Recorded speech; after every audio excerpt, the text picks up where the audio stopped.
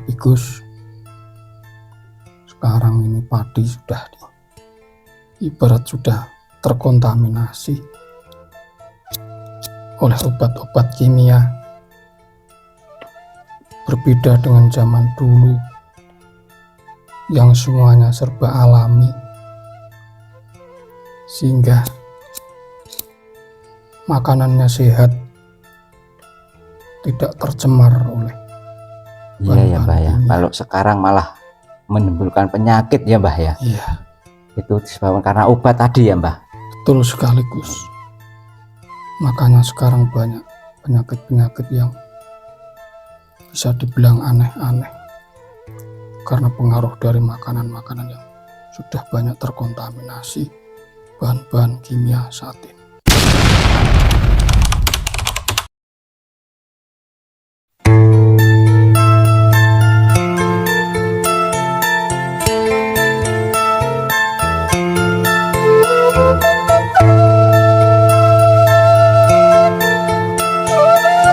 Bismillahirrahmanirrahim. Assalamualaikum. Bagi pemirsa, kami dari tim Padepokan Putra Bengawan mengucapkan banyak-banyak terima kasih atas dukungannya untuk mengembangkan channel Padepokan Putra Bengawan. Saya mengucapkan terima kasih, mudah-mudahan diberi kesehatan, diberi rezeki yang barokah dari Allah SWT, dipanjangkan umurnya. Bagi yang sakit, mohon diangkat semua penyakitnya di dalam negeri maupun di luar negeri. Terima kasih atas dukungannya. Kami ucapkan beribu-ribu terima kasih atas perkembangannya channel Putra Bengawan bisa eksis. Semua itu dukungan pemirsa semuanya. Pada kesempatan hari ini kami akan menguak makanan yang sekarang identik dengan makanan pokok yang saat ini nasi yang dikonsumsi Nusantara. Apa ada sebelum nasi itu, apa ada makanan lain sebelum nasi itu ada? Kita mulai aja proses mediumisasi. Kami di sini ditemani senior kami yang jauh-jauh dari kabupaten seberang, Pak Zamroni. Assalamualaikum Pak. Waalaikumsalam. Sehat Pak? Alhamdulillah sehat walafiat Mas Tito. Alhamdulillah. Mohon doanya sedulur sedaya. Proses mediumisasi akan kita mulai. Bismillahirrahmanirrahim. Assalamualaikum. Dengan izin Sang Yang Nurjaya Nirwana, saya mohon dibentengi semua keluarga kami, tempat ini, tubuh medium, dibentengi dengan cahaya Sang Yang Nurjaya Nirwana. Jika ada penyusup radius 50 meter, semuanya otomatis hancur semuanya. Mohon dibersihkan efek-efek negatif dari tubuh mediator. Mohon dibersihkan semua. Dengan izin saya Nirwana, saya mohon dihadirkan sosok gaib yang bisa menerangkan tentang asal mula makanan pokok Nusantara. Dengan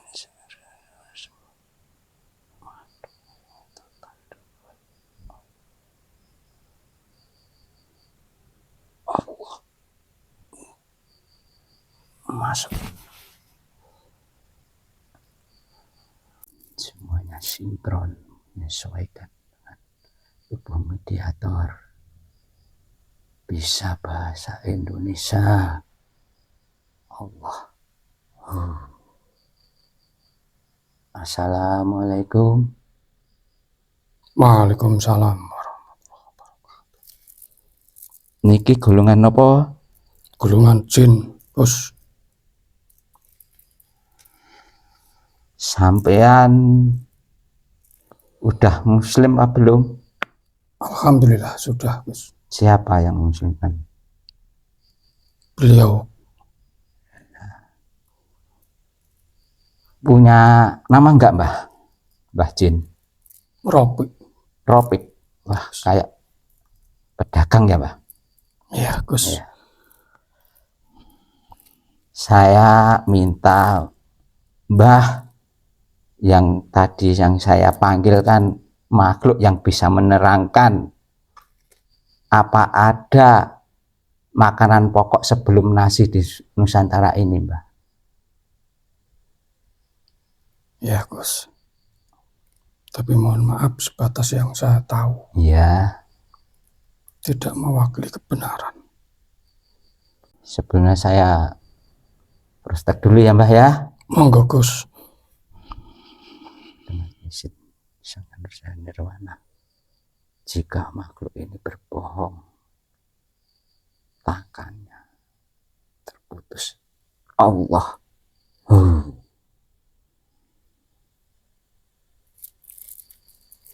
Pripun, Gus? Jenengan rokok nggih, Mbah? Iya, Njuk. Gus. Ya. Ya. Dengan izin Nirwana, saya mohon dihadirkan makanan selera yang disukai makhluk, komplit beserta rokoknya. Allah. Monggo, Mbah. Pun sambi.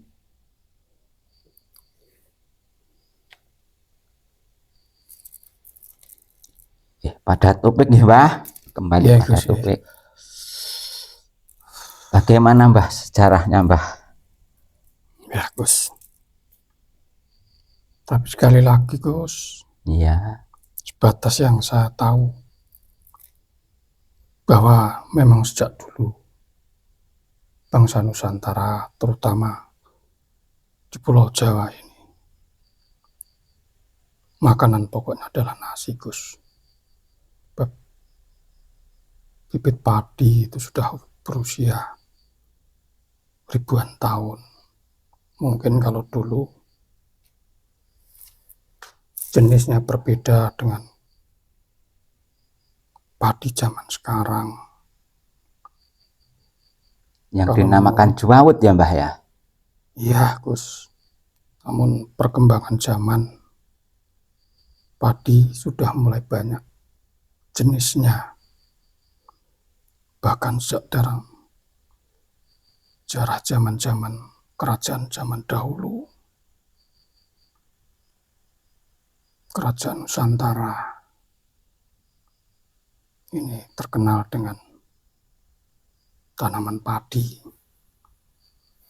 Sebab dulu kerajaan Nusantara ini kerajaan yang besar, menjadi mercusuar dunia. Bahkan dulu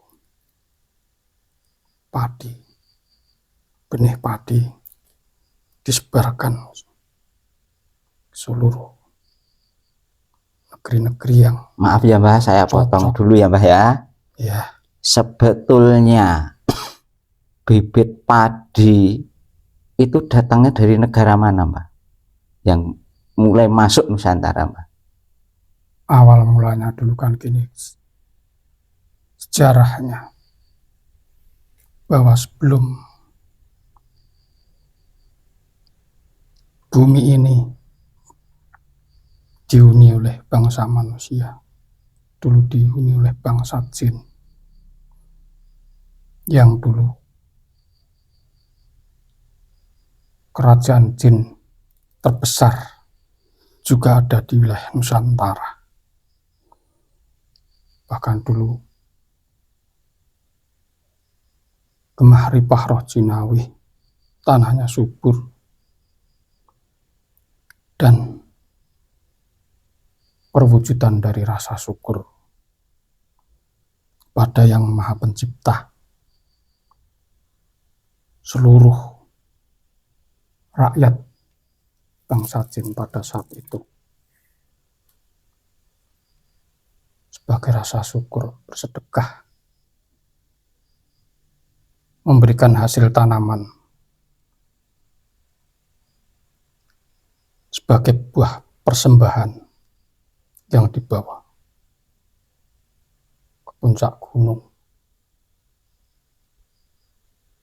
dan untuk sedekahkan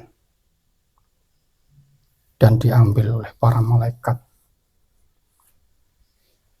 kemudian disimpan di taman surga. Pada saat itu terjadi kemakmuran yang luar biasa. Namun setelah terlahirnya dari bangsa jin tersebut yang bernama setan, yang bernama Satan, merubah segalanya, sehingga terjadi kehancuran dan peperangan. Seperti itu. Kemudian setelah Allah menciptakan khalifah di muka bumi, beliau Nabi Adam alaihissalam. Pada saat itu Nabi Adam diturunkan ke bumi dan beradaptasi, menyesuaikan lingkungan yang baru, yang sebelumnya hidup di surga, yang semuanya serba ada, segala macam bentuk buah-buahan dan makanan komplit. Namun setelah beliau Nabi Adam diturunkan ke bumi, beliau Nabi Adam harus berusaha mencari penghidupan sendiri dengan cara bercocok tanam. Dan pada saat itu Nabi Adam didampingi oleh malaikat Jibril, memberikan pelajaran cara mengolah tanah, sehingga Nabi Adam bisa menghidupi dirinya sendiri dan kelak keturunannya. Dan pada saat itu malaikat Jibril membawa benih-benih dari surga berupa biji-bijian, buah-buahan, bunga-bunga, pohon-pohon surga yang wangi yang dibawa ke bumi ini. Dan malaikat Jibril membimbing Nabi Adam untuk beradaptasi bagaimana cara mengolah bumi dengan membawa biji-bijian dari surga ditanam di bumi ini sebagai bahan makanan untuk umat manusia. Iya, Mbah. Yang jenisnya banyak.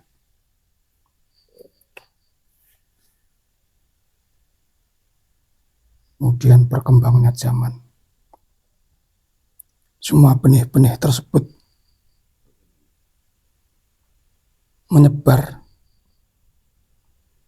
bahkan jenisnya bisa berubah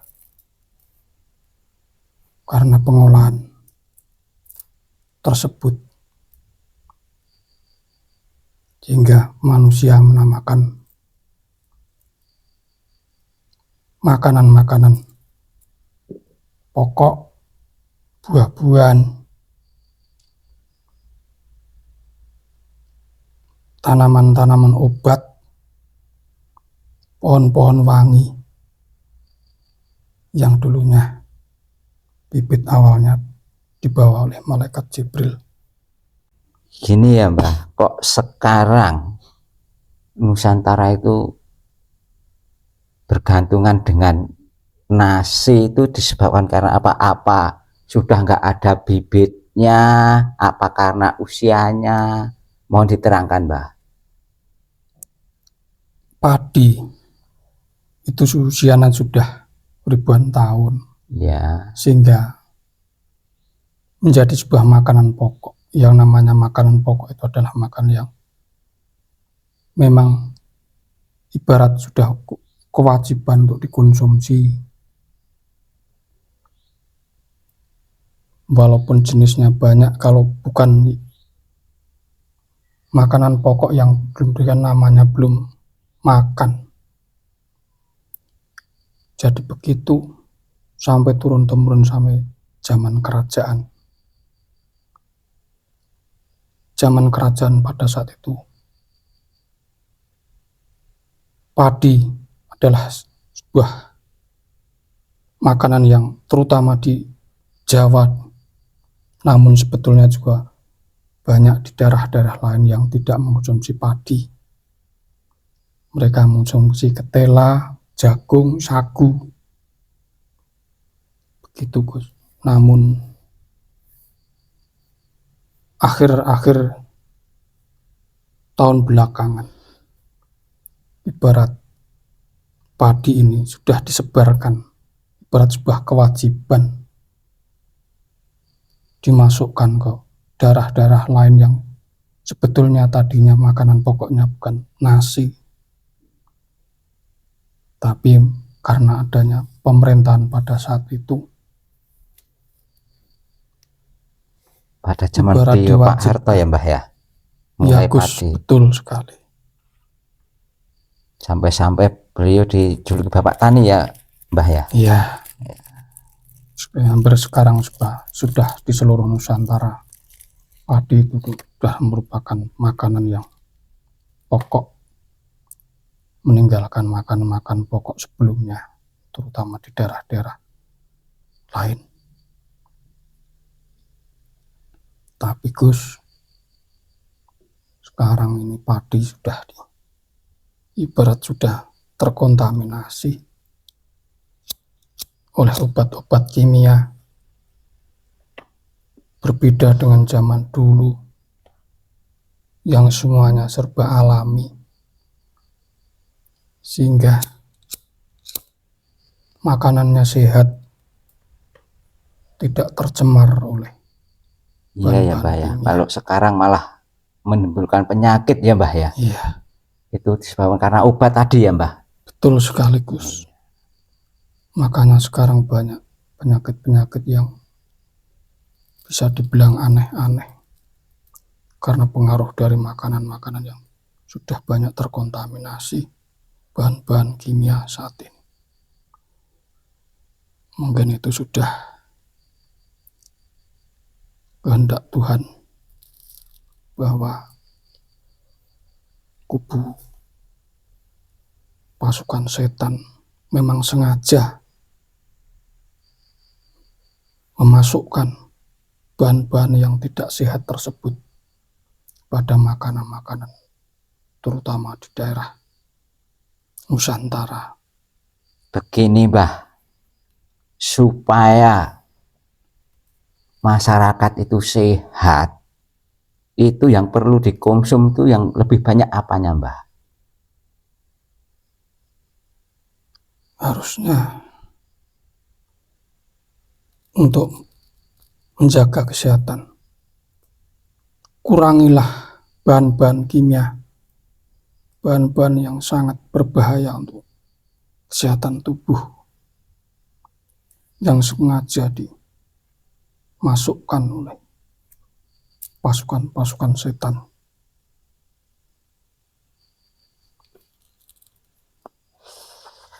Mbah disambi rokok-ngerokok dulu, minum-minum dulu.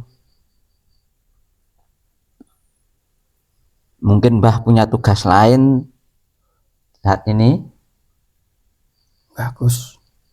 Saya tadi dipanggil oleh sosok cahaya. Iya Mbah. Tapi kami kan tidak mengganggu istirahat Mbah ya. Enggak. Ya, terima kasih. Kalau di zaman kerajaan dulu belum ada istilah obat-obat kimia, sehingga tanaman-tanaman ini sehat, padinya subur. Namun ketika sebelum kedatangan wali, pada saat itu para penguasa-penguasa kerajaan pada saat itu sudah mulai rusak akhlaknya, budi pekertinya, hanya mementingkan kepentingan sendiri, sehingga pada saat itu terdapat bencana kelaparan karena pemerintahan pada saat itu sudah tidak memperhatikan rakyat kecil. Itu di zaman kerajaan ya Mbah? Iya, sehingga banyak orang kelaparan. Namun Allah mendatangkan para wali-wali yang mereka sangat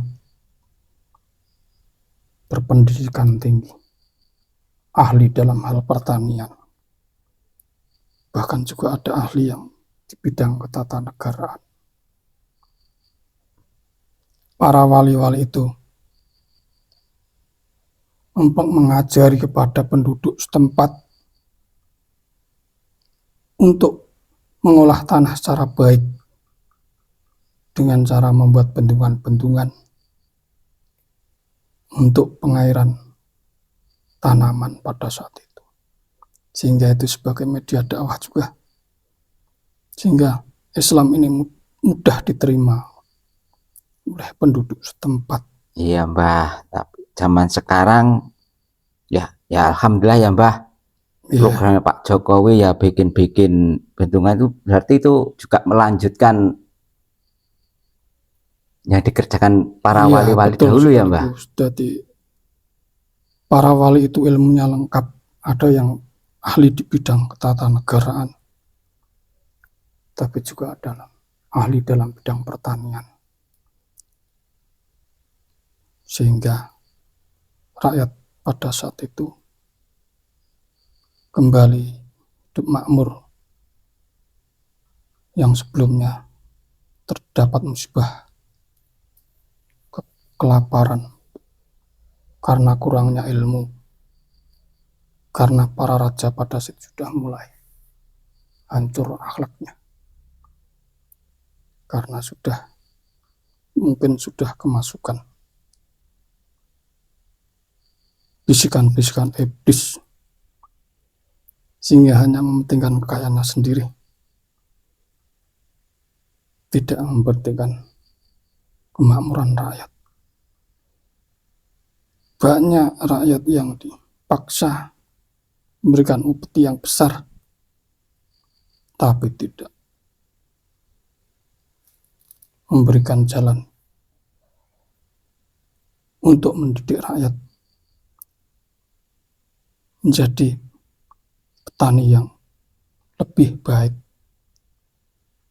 Namun alhamdulillah para wali-wali dulu punya ilmu teknik pertanian. Iya Mbah, nah, zaman Pada sekarang cari pupuk sulit kok Mbah, petani Mbah. Memang itu sudah jadi program pasukan setan agar para petani ini ketergantungan kepada bahan-bahan kimia, sehingga petani itu tidak lagi memanfaatkan pupuk-pupuk organik atau sampah-sampah yang bisa dijadikan pupuk, kerjanya cuma yang enak, cepat, tapi nyatanya sekarang malah meracuni ya Mbah. meracuni sehingga tanah menjadi rusak. Nah, menurut pandangan Mbah, pengelolaan tanah itu jika mau dikembalikan tuh masih bisa nggak Mbah seperti zaman dahulu Mbah? Bisa sekali, asalkan manusia sudah sadar untuk sedikit demi sedikit mulai mengurangi bahan-bahan yang terkontaminasi bahan kimia. Harus dikembalikan lagi ke alam. Jadi manusia harus sadar bahwa alam inilah justru yang menjadi pupuk terbaik. Harus kita rubah, meskipun harus dimulai dari sedikit demi sedikit. Diminum dulu.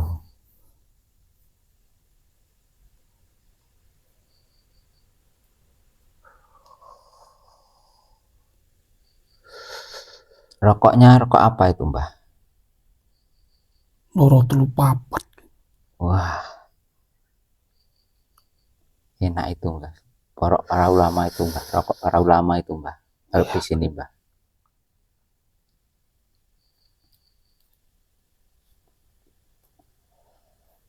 Ya kembali ke topik ya Mbah. Iya, Agar semakin maju ya pangan di Indonesia tidak berkurang, itu bagaimana Mbah caranya Mbah? kita harus kembali ke alam, Gus. Ya, tapi sekarang Harus dimulai. sawah udah habis loh Mbah. Kan lahan ini luas, Gus. Sebetulnya bisa kita buat cara yang lebih efektif. Lahan sempit, tapi bisa dibuat semaksimal mungkin. Buat apa lahan luas kalau tanahnya rusak, Gus? Iya Mbah. Ya buat pembelajaran orang-orang pinter ya Mbah, bisa Ya, Gus. menciptakan ladang, bisa buat tanam padi ya Mbah ya. Iya. Karena memang sudah menjadi kebutuhan pangan pokok. Sebetulnya bukan hanya padi. Jika memang ada bahan makan yang lain, jika diolah sesuai dengan aturan yang ada, juga bisa menjadi bahan pokok. Nggak harus fanatik padi. Ya sudah ya Mbah, terima kasih penjelasannya. Ya moga-moga bermanfaat bagi kami ya Mbah. Ya Gus, mohon maaf Gus, hanya itu yang saya tahu. Ya Mbah. Ya. Mudah-mudahan ini bisa bermanfaat. Kita sadar kembali ke alam. Ya Mbah. Tidak serba kimia yang bisa menghancurkan jasad manusia. Ya mungkin Mbah punya tugas lain kali bisa disambung ya Mbah. Ya Gus. Ya. Terus Terima kasih ya Mbah. Terima kasih atas penjelasannya, nasihat-nasihatnya. Semoga bisa jadi pengalaman bagi kami ya Mbah. Tapi bagi pemirsa mohon maaf, ini hanya sebuah konten. Ini yang bicara makhluk Gaib jangan 100% dipercaya, diambil aja sisi baiknya. Jenengan kembali nggih Mbah, beserta efek-efek negatifnya dibawa semua kembali dengan alus Allah.